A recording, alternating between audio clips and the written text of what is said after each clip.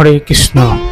আজ শ্রীমদ্ বাল্মীকিও রামায়ণের দ্বিতীয় খণ্ড থেকে রাবণের পুষ্পক বিমানের বর্ণনাটি পড়ব।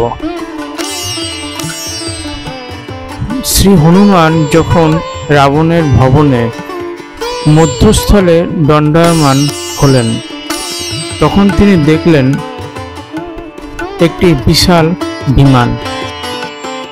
বিশ্বকর্মা বিমানটি নির্মাণ করে বলেছিলেন, সাধু সাধু।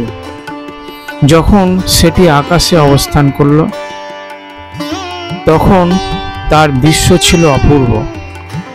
সেই বিমানে এমন কোনো কিছু ছিল না যা অত্যন্ত যত্নে নির্মিত নয়। দেবতাগণের কাছেও এমন বিমান ছিল না।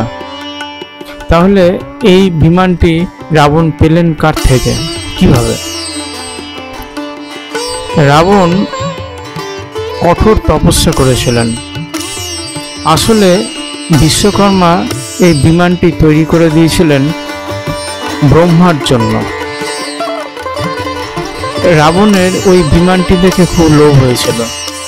তখন তিনি পিতামহ ব্রহ্মার যোগ তপস্যা করেন।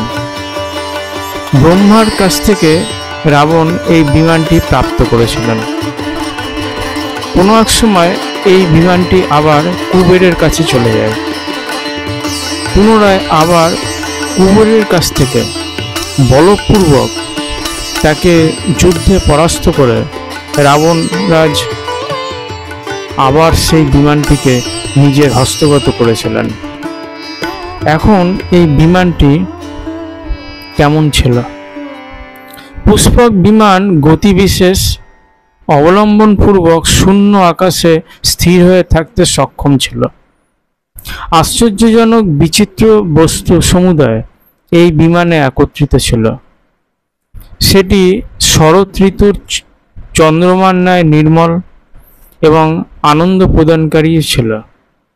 ছোট ছোট শিখরযুক্ত কোনো বিশাল পর্বতের উচ্চতম প্রধান শিখরের যেমন শোভা হয়, সেইরূপ শোভা এই অদ্ভুত শিখরযুক্ত পুষ্প বিমানের মধ্যেও ছিল।